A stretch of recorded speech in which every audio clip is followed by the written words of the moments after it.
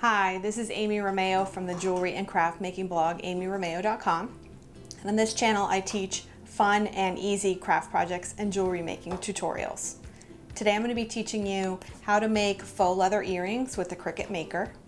If you bought the Cricut Maker because you knew it would cut all kinds of cool materials, but you're still not sure how to get started, then this video is for you. I'm going to be teaching you step by step exactly what you need to do to make great faux leather earrings with your Cricut Maker. If you'd like to see more cool tutorials like this one, be sure to hit that subscribe button and let's get started. Let's go over the materials we're going to use to make this project.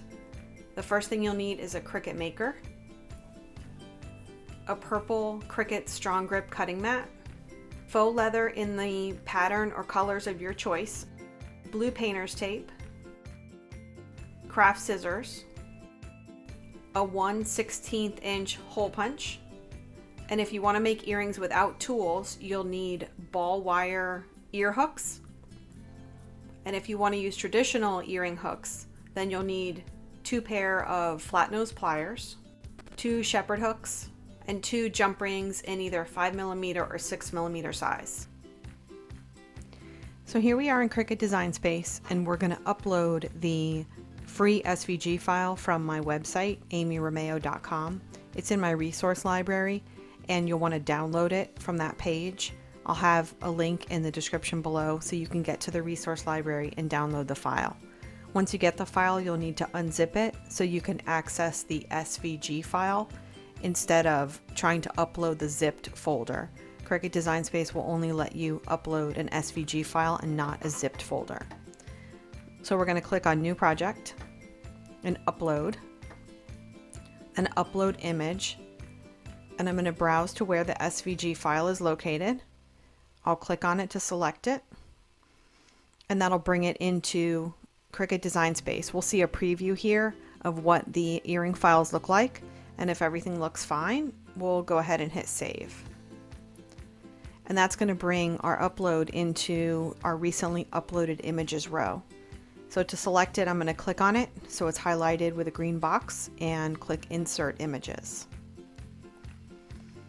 And now our earring shapes are in our canvas in Cricut Design Space. So I always like to click and drag up to the top left corner. And this is a 2-layer earring design. If you want to cut both layers as shown in the size that the earrings are currently, you can just go ahead and click the Make It button. But I wanted to show you quickly, if for example you didn't want to cut both layers, you only wanted to cut one layer, you can come over here into the layers panel and you can click on the eyeball of the layers you want to hide, and then they won't cut. I also wanted to show you, you can resize your earrings if you'd like by clicking and dragging on this resize button, or you can go up here into the size box and you can resize your earrings that way. Since I'm happy with the size and I want to cut both layers, I'm going to click the Make It button.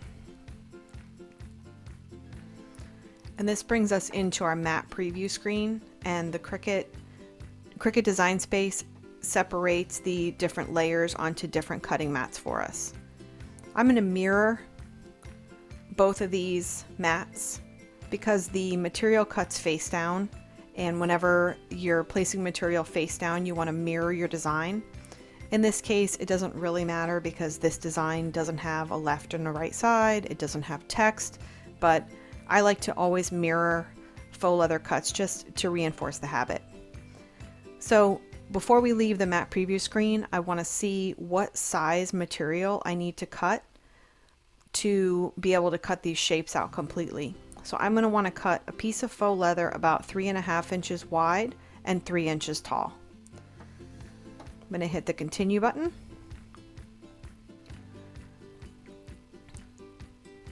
This is going to bring us to the material selection screen, and I already have my material selection, my material choice, faux leather paper thin, here set as a favorite, but I wanted to show you how to find this if you don't have it set as a favorite in your design space. You can click here on Browse All Materials, and up here in this top search bar you can type faux leather and hit search, and it'll come up faux leather paper thin. Now this faux leather isn't paper thin, but I like this setting because it's an automatic double cut setting, which I find is really useful for when you're cutting a thick material like faux leather. So if you do want to add this material to your favorites, like I have, you can click this yellow star and that'll make it appear on your favorite screen. I'm just going to click it and that selects it and say done. And the other thing I want to do on this screen, I always like to make the pressure. I choose more as the pressure setting. Again, just when cutting faux leather, I find that more pressure is helpful. You may or may not need to have more pressure on your machine. And here, this is going to remind us that the fine point blade is the blade we're going to be using to cut. And that's the standard blade that comes with your Cricut Maker. For this project, we don't need the knife blade or a deep point blade or anything fancy. We're just going to use the regular fine point blade that comes with the Cricut Maker. And once you've selected your material and added more pressure and confirm that you have the right blade in your machine, then we're ready to cut. Now we're going to prepare the faux leather cutting mat. And I like to take the larger piece of faux leather and cut a smaller shape out of it based on the size that we noted in the mat preview screen in Cricut Design Space. And I do this because a smaller piece is going to stick better and cut better on the mat than a large piece. So here's the small piece cut, and I'm going to flip it over and put it pretty side down on the top left corner of the mat and press it down really well so it sticks all over. And then I'm going to use blue painter's tape and I'm going to tape down the edges of the faux leather on all four sides.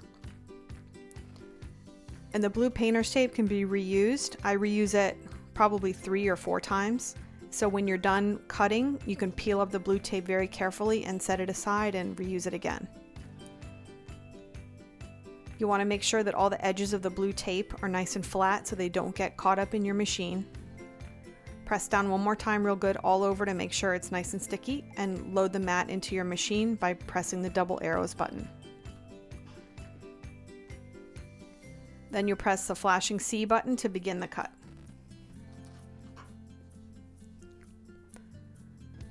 Now the faux leather paper thin cut is an automatic double cut, and so it's going to cut these shapes 2 times.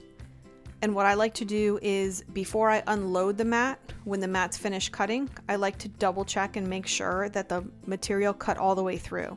Because if it didn't, you can press the flashing C button again before you unload the mat, and it'll recut the exact same shapes in a double cut again.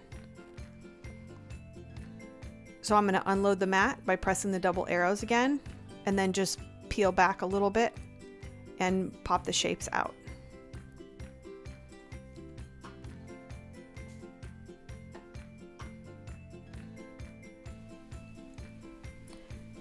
So now we're back in Cricut Design Space and we're ready to make the cut for our second mat. The little check mark up here shows us that we've already cut this mat, and our second mat is going to be the smaller teardrop shapes that go on top. So if I take my mouse and hover over the mat preview, I can see the size material that I need to cut for these shapes. So it looks like it's going to be about a 3-inch square piece of faux leather. I always want to double check that my mirror is on. I'm going to use the same setting, faux leather paper thin, with more pressure. So this mat is ready to cut. So now we're going to prepare the second faux leather mat for cutting. And again, I cut a smaller piece of material to size from the size that was shown in the mat preview screen. And I just want to show you this serape print has horizontal stripes, and we want the stripes to stay horizontal on the mat instead of vertical. And that's because if you cut your shapes with the material vertical, then your earring shapes will have different stripes. But if you put the material with the stripes running horizontal, then your earring shapes will match after they cut. So I'm going to keep the stripes going in the horizontal direction when I flip it over and put it on my mat. Again, in the top left-hand corner, pressing down really well. And I'm reusing my little strips of the blue painter's tape.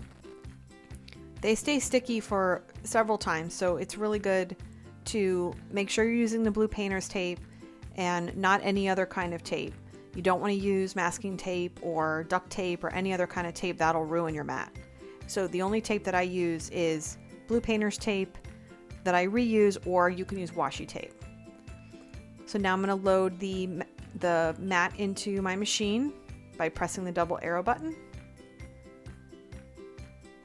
And then I'll press the flashing C button to start the cut. So if you don't have a Cricut Maker and you're watching this video and you're wondering if you can do this with the Explore Air 2, you absolutely can. The only difference is when you're choosing your material setting, you'll turn your material dial on the Explore Air 2 to custom, and then you'll make the same material selection, faux leather, paper thin. So if you don't have a maker and you still want to make these earrings, you totally can. So I'm going to unload the mat and peel up my shapes. And you'll see that the stripes match on both earrings because we made sure to put the material with the stripes horizontal.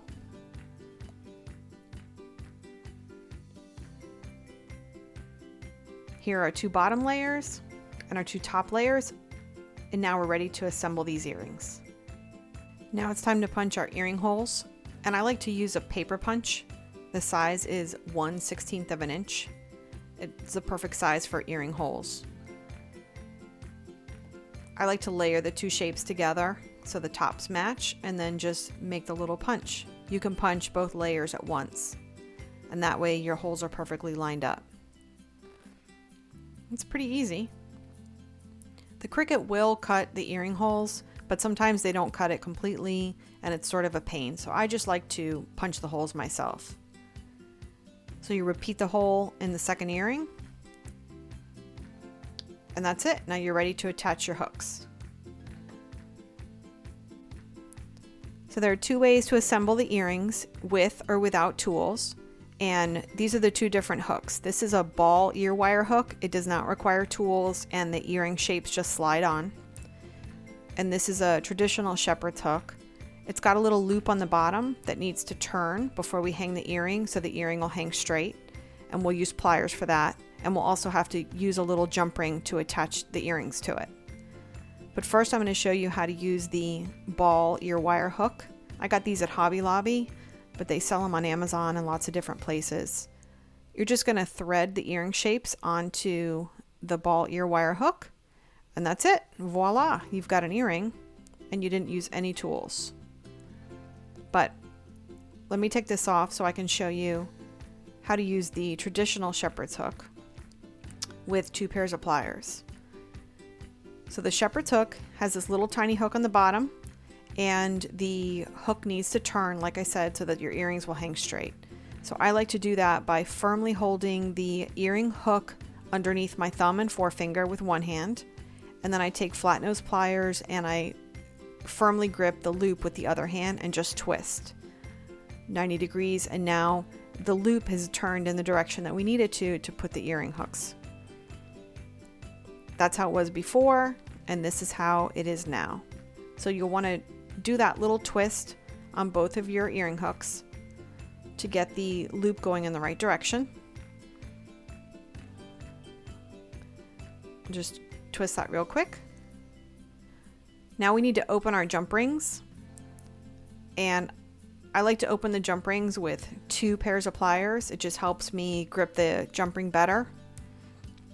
There's a little opening on the top of the jump ring. I like to put that up sort of the 12 o'clock direction, and then I grip basically 3 o'clock and 9 o'clock with the 2 pairs of pliers firmly, and just twist. You don't want to distort the shape of the circle. You just want to twist the jump ring to open it. I like to just hold the jump ring with the pliers. It helps me maneuver better. Slide on the earring shapes, and then slide on your earring hook. Make sure it's going in the right direction. Come back with your second pair of pliers, and then just reverse the twist that you did initially to close up the jump ring. It's really important that you get that jump ring closed, so it might take a little practice to get the jump ring closed, but make sure you do that. And we're going to repeat for the second earring. Again, opening the jump ring.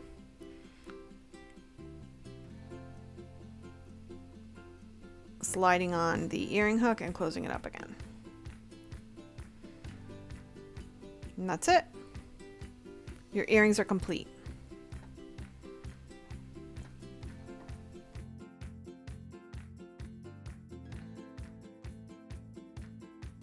I hope this tutorial inspired you to try making faux leather earrings with your Cricut Maker yourself. If you don't have a Maker and you have an Explorer Air 2 or a Cricut Joy, you can absolutely make faux leather earrings with both of those machines. Check out my other videos to find videos on how to make earrings with the Joy or the Explorer Air 2. I always have lots of cool projects like this one on my blog at amyromeu.com, so be sure to visit me there and check it out. And I'll see you on the next video.